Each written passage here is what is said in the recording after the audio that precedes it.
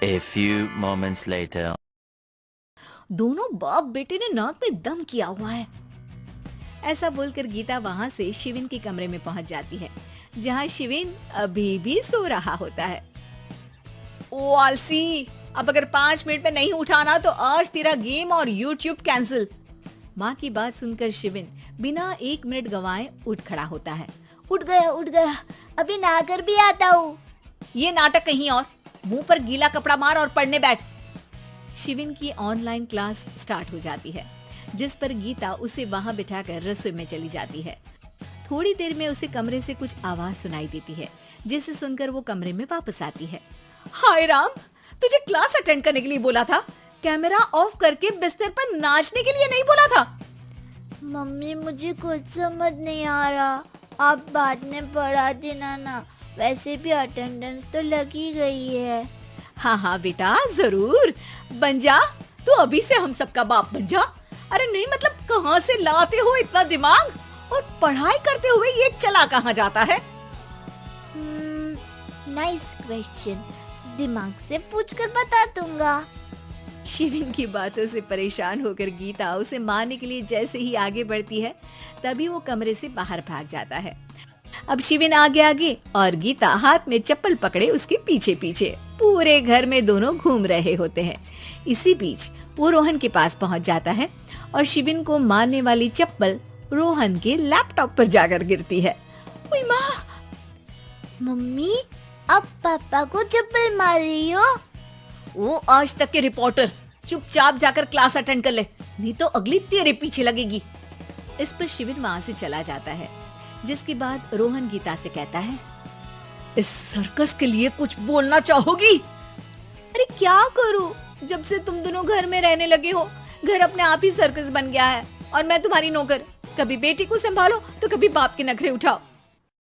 इन्हीं सब उथल पुथल में दिन बीतते रहते हैं, जिसमें हर रोज घर के अंदर कुछ नया सियप्पा खड़ा मिलता है, जो ज्यादातर शिविन और रोहन के ऑनलाइन स्कूल और ऑफिस से रिलेटेड ही होता है।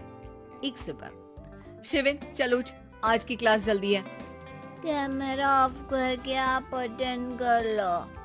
अरे ऐसे छित्तर पड़ेंगे, दादी नानी सब एक साथ याद आ जाएंगी। गीता की लाख मशक्कतों के बाद क्लास तो खत्म हो जाती है, लेकिन उसके बाद शिविन फोन इस्तेमाल करते हुए इंस्टाग्राम रील बनाने लगता है। रसोड़े में कौन था? तुम थी, मैं थी, कौन था? हाँ, मैं गरीब हूँ। अरे ओ गरीब के बेटे, आजा, मैं बनाती हूँ तुझे गरीब। मैं बताती हूँ रसोड़े में कौन था। पढ़ाई करने बोलो तो इनकी माँ मर जाती है, और ये पागलपंतियाँ जितनी मर्जी करा लो। गीता शिविन को डांट रही होती है, तभी रोहन बीच में बोल पड़ता है, अरे बच्चा ही तो है, इतना गुस्सा क्यों कर रही हो? बेटे का साथ देने की इसी एक कोशिश में अब शिविन के साथ साथ रोहन भी गीता के गुस्से की सूली पर चढ़ जाता है। अगर बेटे पर इतना ही प्यार आ रहा है तो इसे क्लास अटेंड क्यों नहीं कराते, इसका होमवर्क क्यों नहीं कराते? उस समय तो बहुत जल्दी मीटिंग आ जाती है, वो काम मैं करूं और यहाँ इस बेफिजूली की चीज में तरफदारी करके बन जाओ महान। हे भगवान, कोई तो इनके ऑफिस और स्कूल खुलवाओ, मैं इन्हें और घर में नहीं सह सकती। मैं कुछ और मांग लेती, क्योंकि तुम्हारी ये विश इस साल तो पूरी होने से रही, कोरोना। हाय नास बेटे ने जिंदगी ही बर्बाद कर दी।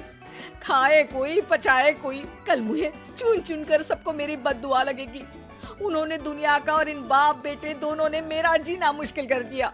गीता वहाँ से चली जाती है, जिसके बाद रोहन शिविन से कहता है, अरे तुम्हारी मम्मी इतनी भड़की हुई क्यों है? आपकी वजह से पूरा समय घर में रहते हो और उस पर कोई काम कराने की जगह बस ऑर्डर देते रहते हो। अच्छा बेटे, सारा इल्जाम मुझ पर? पूरा दिन तो वो तुम पर ही चिल्लाती है। हाँ, मतलब दोनों का 50-50 है, कुछ करना पड़ेगा। वो कहते ना, make the best out of worst. I have an idea. वैसे तुम्हारी माँ सही कहती है, बहुत जुबान चलाने लगे हो, कम बोला करो। अगली सुबह रोहन और शिविन अपनी गलती को सुधारने के लिए गीता के उठने से पहले घर का आधा काम खत्म कर देते हैं, जिसे देखकर गीता खुश हो जाती है और फिर बाकी बचा काम वो तीनों मिलकर पूरा कर लेते हैं, जिसके बाद अब वो सब मिल बांट कर हर काम में एक दूसरे की मदद करते हुए लॉकडाउन का मजा लेने लगते हैं।